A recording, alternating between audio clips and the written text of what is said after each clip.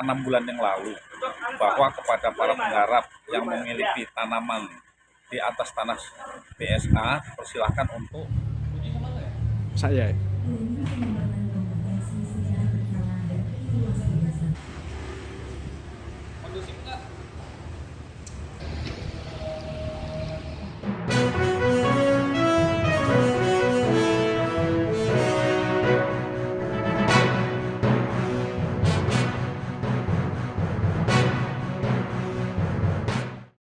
Selamat malam Tribuners, jumpa lagi bersama dengan saya Kusnula Syaifah dalam tayangan Berita Lampung Terkini. Kami akan menyajikan informasi menarik dan juga terupdate seputar wilayah Provinsi Lampung. Dan inilah Berita Lampung Terkini selengkapnya. Berita pertama, PT BSA mengambil alih 100 hektar lahan di warga Anak Tuhal, Lampung Tengah.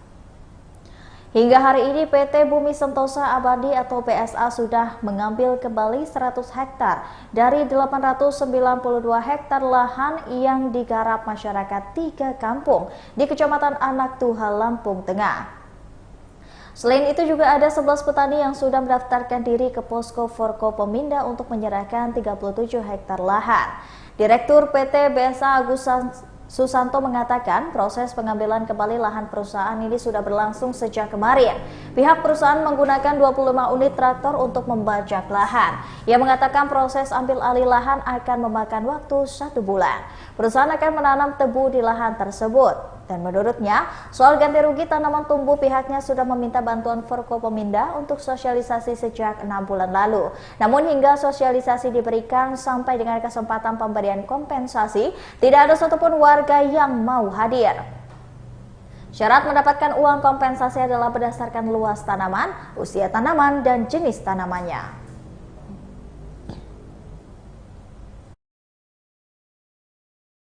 Masyarakat yang menanami tanah BSA sudah 11 orang dengan luas seluruhnya sekitar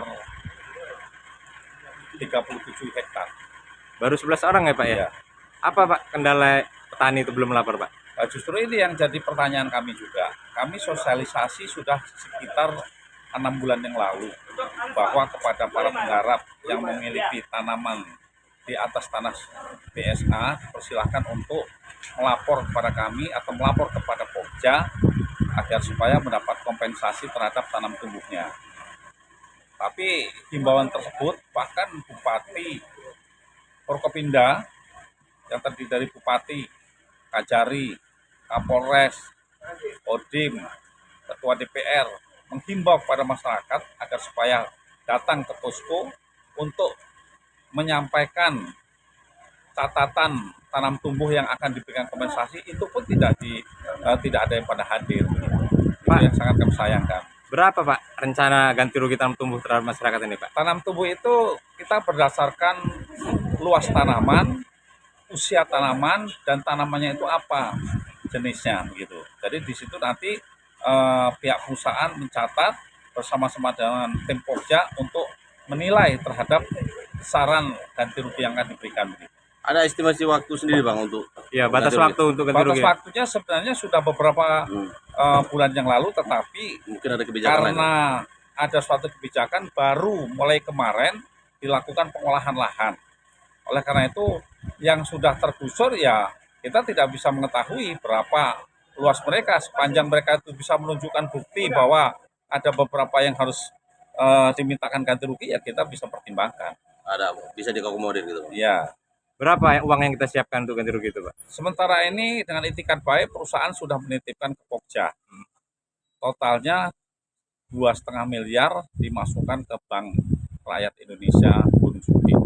Sementara untuk aktivitas panen di hari kedua ini Pak sudah mencapai berapa lahan itu? Mengenai panen kami sendiri tidak memahami ya. Maksudnya yang lahan yang digarap di hari kedua ini Pak? Lahan yang digarap oleh masyarakat maksudnya? Yang dikelola, yang mulai dari hari kemarin. Dikelola perusahaan gitu. Iya, yang dikelola perusahaan. Perusahaan melakukan penggarapan dari hari kemarin itu baru mencapai sekitar 100 hektaran. Ya. Berapa alat berat? Alat beratnya kemarin hanya 25 unit. Insya Allah hari ini bisa 38 unit. ada kendala di lapangan? Tidak ada kendala yang signifikan, hanya kemarin ada beberapa masyarakat yang belum memahami bahwa perusahaan BSA ini melakukan penggarapan dengan pengawalan, sehingga kemarin sudah dapat diberikan sosialisasi dan tidak ada masalah. Target sendiri Pak berapa? Target sendiri dari 800 yang dikuasai oleh masyarakat itu bisa kembali, karena kami juga akan melakukan penanaman untuk kebutuhan-kebutuhan bahan baku perusahaan kami juga. Berapa hari target pengolahan lahan? Insya Allah sampai dengan tanaman selesai sekitar 1 bulan selesai. Untuk rencana sendiri Pak, mau nanam apa sih Pak PT BSA ini Pak? Sesuai dengan pabrikan kami yang ada, yaitu dibutuhkan tanaman tebu, karena kami ada pabrik gula di Lampung Tengah, sehingga dapat menunjang stabilitas.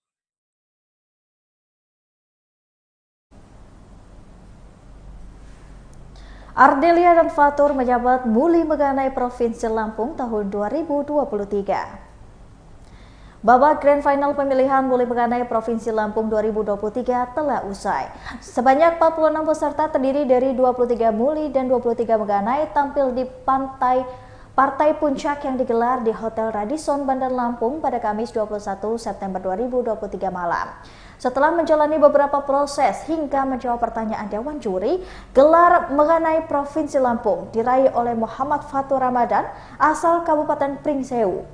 Sedangkan untuk gelar Muli disabet Ardelia Nabila Fauzi asal Kabupaten Pesawaran. Sementara untuk runner-up pertama Meganai diraih oleh Benchmark Pesawaran dan Muli diperoleh oleh Nurul dari Pesisir Barat. Selain runner-up, kedua ini diraih oleh Meganai asal Tulang Bawang Muhammad Kerhan Lamtara dan Muli asal Bandar Lampung Nabila Rima Balkis.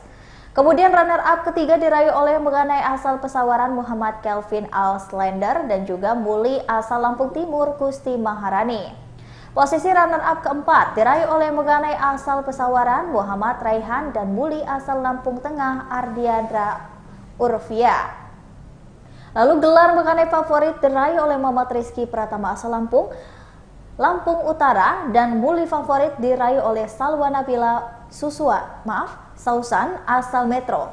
Para juara mendapatkan uang pembinaan dan juga bingkisan dari sponsor. Dan dalam acara Grand Final pemilihan Muli Meganai Lampung 2023 hadir pula Gubernur Lampung Arinal Junaidi.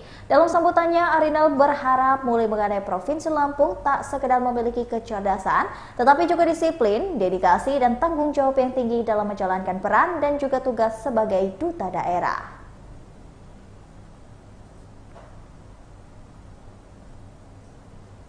Berita selanjutnya, KPU Tanggamus menggelar kirap pemilu di Dapil 1. KPU Tanggamus telah kembali menyelenggarakan kirap pemilu di Dapil 1 pada Jumat 22 September 2023. Komisioner KPU Tanggamus Ahmani mengatakan kirap pemilu sudah memasuki hari ketiga. Kirap pemilu telah dibuka di 20 September 2023 lalu di air terjun Wailalaan, Kecamatan Kota Agung Timur, Tanggamus. Sedangkan kegiatan kirap pemilu kedua dilaksanakan di Dapil 2. Banyak cara bersosialisasi dan juga sosialisasi yang dilakukan oleh KPU Tanggamus jelang pemilu 2024. Salah satunya yaitu melakukan jegel pemilu.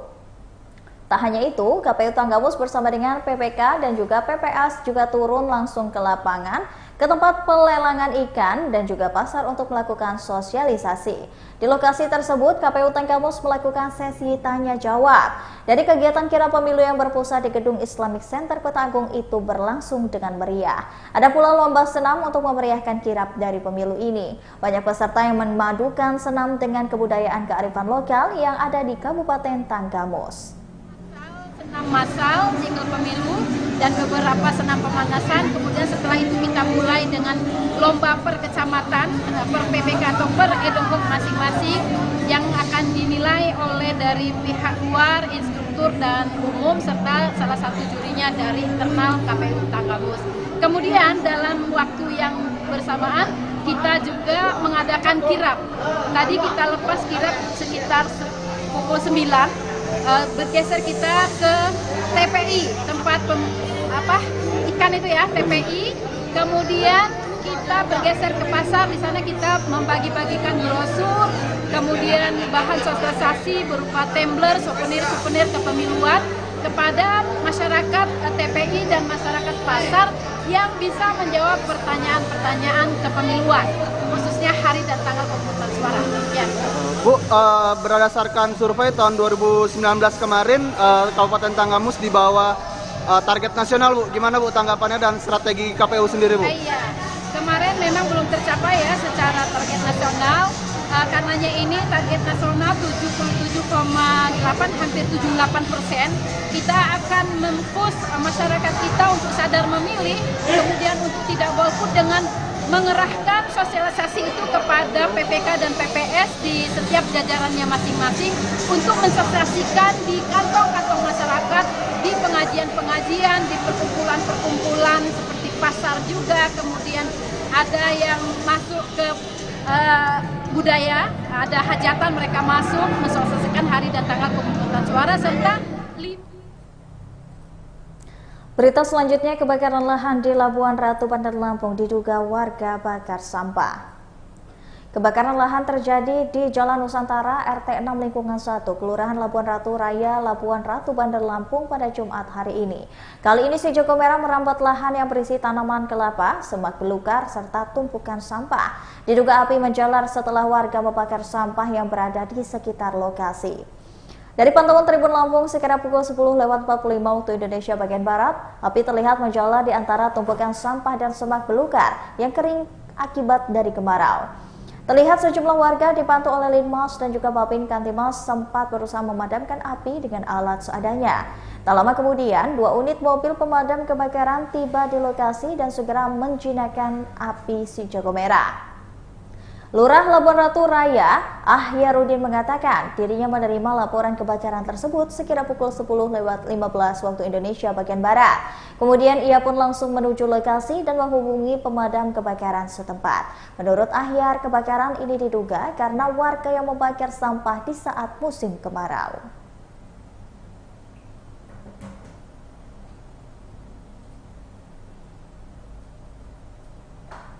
Sebanyak 2.545 orang pindah menjadi warga metro sepanjang Januari sampai dengan Juni 2023. Sejak Januari hingga Juni 2023, sebanyak 2.545 orang pindah kependudukan menjadi warga metro.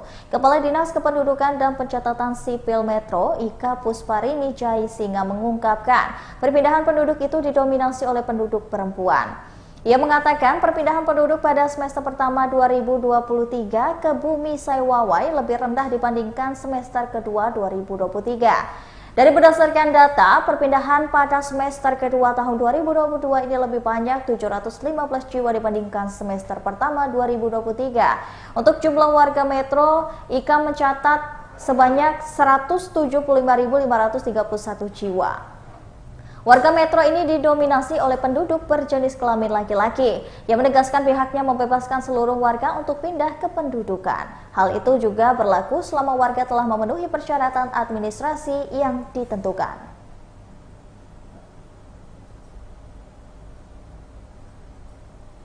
Berikut ini ada Ramayana Ciuplas Lampung yang memberikan promo diskon hingga 50%. Ramayana Ciuplas Lampung kembali menghadirkan promo menarik di bulan September 2023. Supervisor Supermarket Ramayana Ciuplas Lampung, Andre Purwanto mengatakan, kali ini promonya diberikan di area supermarket yang ada di antaranya Magicom, Trisonic potongan harga dengan 242.000 menjadi 199.000 di tanggal 21 sampai dengan 24 September. Magicom Yakult potongan harga 366.000 menjadi 292.800 di tanggal 21 sampai dengan 21 September sampai dengan 3 Oktober dan Magicom Maspion potongan harga 524.000 menjadi 465.000 di tanggal 1 sampai dengan 30 September. Di promo ini ada gula tebu 1 kg Rose Brand dengan harga spesial 14.000 per pieces, Indomie rasa soto mie 70 gram dengan rasa ayam bawang 69 gram harga spesialnya hanya 13.100 per 5 pieces, apel Fuji dan jeruk Medan harga spesial 3.290 per 100 gram dan Pierre Santori dengan harga yang spesial 1.990 per 100 gram. Cimory Squeezy 120 ml all varian dengan harga spesial 9.900. Lalu ada juga Isopus minuman isotonik botol di harga 350 ml dengan harga spesial yakni hanya 4.800 per 2 pieces.